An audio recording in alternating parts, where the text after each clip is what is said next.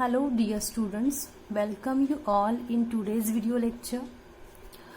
We are learning mathematics part 2 for 9th standard, and today we are going to see the next point from our first lesson, that is basic concept in geometry. And our today's point is conditional statements and converse.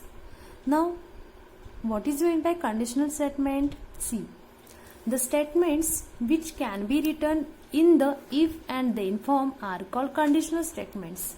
I think you have learned in English. मध्ये तुम्ही शिकला असा स्टेटमेंटची type part of statements, बरोबर आहे. त्याच्यामध्ये if then जे statement असतात बघा, the part of the statement following if is called the antecedent. म्हणजे जो स्टेटमेंटचा पार्ट इफ नंतर येतो त्याला म्हणतात antecedent, and the part following then is called a consequent. आणि then नंतरचा जो पार्ट असतो त्याला म्हणतात consequent. For example, consider statement, the diagonals of a rhombus are perpendicular bisector of each other. The statement can be written in the conditional form as, if you want to write this statement by using conditions if and then, you can write this statement as, if the given quadrilateral is a rhombus, then its diagonals are perpendicular bisector of each other. If the antecedent and consequent in the given conditional statement are interchanged, the resulting statement is called the converse of the given statement. Okay. If the conditional statement is true, its converse is not necessarily true. Study the following examples. आपण काही examples पाहूया म्हणजे तुमच्या लक्षात येईल. जर conditional statement असं असेल, if a quadrilateral is a rhombus then is diagonals are perpendicular bisector of each other. आता याचं कॉन्व्हर्स कसं लिहू शकतो तर पहा, कॉन्व्हर्स काय आहे पहा, if the diagonals of a quadrilateral are perpendicular bisector of each other then it is a rhombus. In the above example, the statement and its converse are true. Now consider the following example. Second one example. इथं conditional statement काय आहे, if a number is a prime number then it is a even or odd. एखादा number जर prime number असेल तर तो एकतर even असेल किंवा ऑड असेल असं आहे. ह्याचा कॉन्व्हर्स आपण काय लिहू शकतो, तर हा जो पार्ट आहे देन नंतरचा तो आधी येणार. म्हणजे if a number is even or odd then हा पार्ट येणार, it is a prime number. Okay. Converse आणि स्टेटमेंट कसं, कंडिशनल स्टेटमेंट कसं इंटरचेंज करायचं, कंडिशनल स्टेटमेंटमध्ये इफ आणि देन नंतरचा पार्ट आहे तो कॉन्व्हर्स मध्ये आधी येणार आणि इफच्या पुढचा नंतर येणार. Okay. Now let us solve practice set 1.3 from your text book. I have copy this all questions in my notebook. We will see solve this one. Okay. See students, first example from practice set 1.3. First question is, write the following statements in if and then form. First one, the opposite angles of a parallelogram are congruent. We have to write this statement using if and then. Okay, means we have to write here conditional statement. Now how we can write conditional statement? काय लिहू शकतो आपण, conditional स्टेटमेंटची start कशाने होते, if नी. Okay. So we have write here if. If नंतर आपण काय लिहिणार, if a quadrilateral is a parallelogram. इथं काय आहे, the opposite angles of a parallelogram are congruent. म्हणजे आपल्याला सांगितलेलं काय आहे, तर एखाद्या पॅरलेलोग्रामच्या अपोजिट पॅरलेलोग्राम असेल आणि त्याचे जर अपोजिट अँगल्स असतील तर ते कॉन्ग्रुएंट असतात, हे आपल्याला सांगितलेलं आहे. मग आपण हे स्टेटमेंट इफ देनच्या फॉर्म मध्ये कसं लिहू शकतो, तर if a quadrilateral is a parallelogram. आपण काय लिहूया, if a quadrilateral is a parallelogram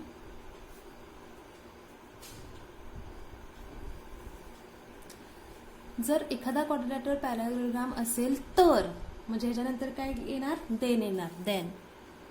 then काय होणार, then opposite angles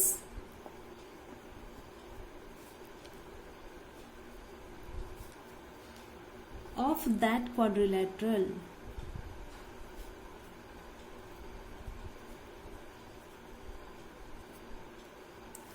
R congruent. Okay. अशा प्रकारे आपण इफ देनच्या फॉर्ममध्ये हे स्टेटमेंट लिहू शकतो. Now see next example. Next काय आहे, the diagonals of a rectangle are congruent, म्हणजे रेक्टँगलचे डायगोनल्स कॉन्ग्रुएंट असतात. मग इफ देनच्या फॉर्ममध्ये आपण कसं लिहू शकतो की जर एखादा क्वाड्रिलॅटरल जर रेक्टँगल असेल तर त्याचे डायगोनल कॉन्ग्रुएंट असतात असं लिहूया. म्हणजे काय लिहिणार, इफ अ क्वाड्रिलॅटरल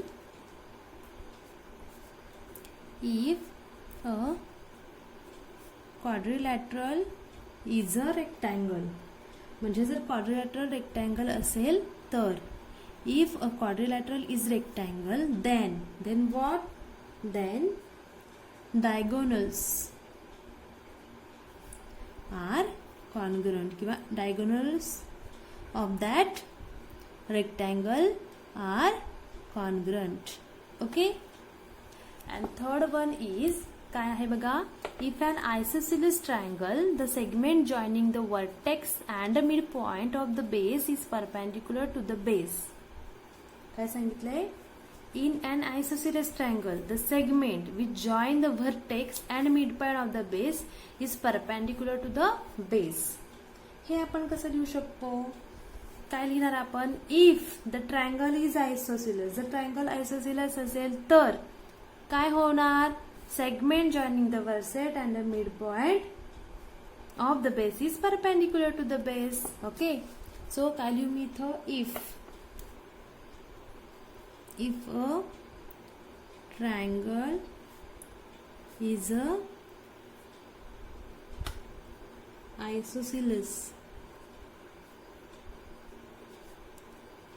then काय होईल, segment joining vertex of triangle, vertex कोणाचा, ट्रायंगलचा, and what, see here, midpoint of the base of that triangle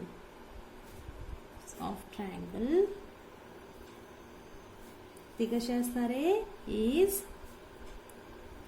perpendicular to the base. In this way, you can write statements using if and then. Now, question number 2. Write converses of the following statements. Statement दिलेला आपल्याला त्याचा converse आपल्याला लिहायचा आहे. Okay.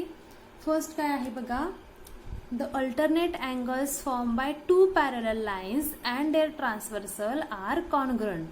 म्हणजे parallel line आणि त्याच्या transversal मुळे तयार झालेले अँगल्स, अल्टरनेट अँगल्स हे कॉन्ग्रुएंट असतात. ठीक आहे.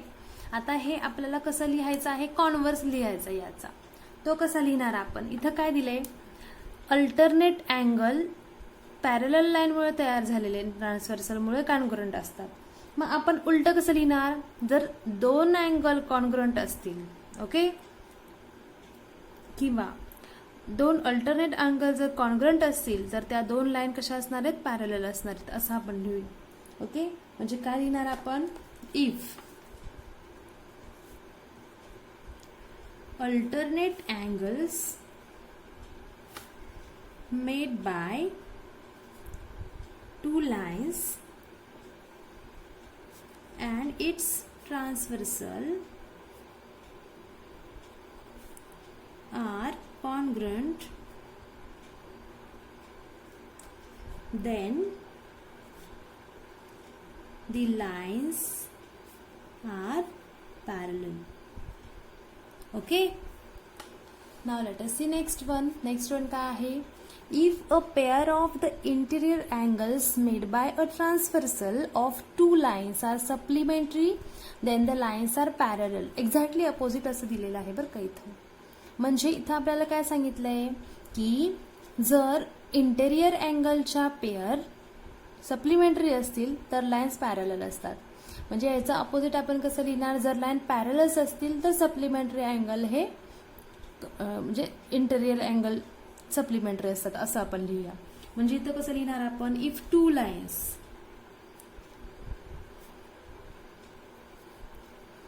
R intersected or two lines. Which one two lines? Two parallel lines असं लिहूया. नुसतं two line लिहिल्यापेक्षा two parallel lines. The parallel हा शब्द पाहिजे. Two parallel lines are intersects or intersected by a transversal.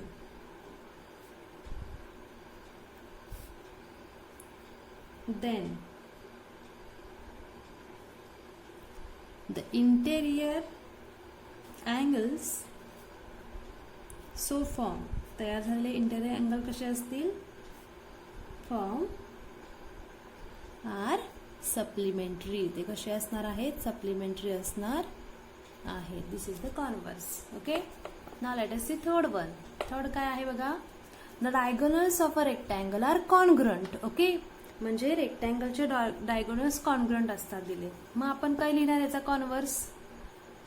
की काय लिहू शकतो? जर डायगोनल्स कॉन्ग्रंट असेल तर तो रेक्टँगल आहे असं लिहू शकतो. बरोबर आहे. म्हणजे काय लिहिणार पहा. If the diagonals of quadrilateral are congruent, then that quadrilateral is a rectangle.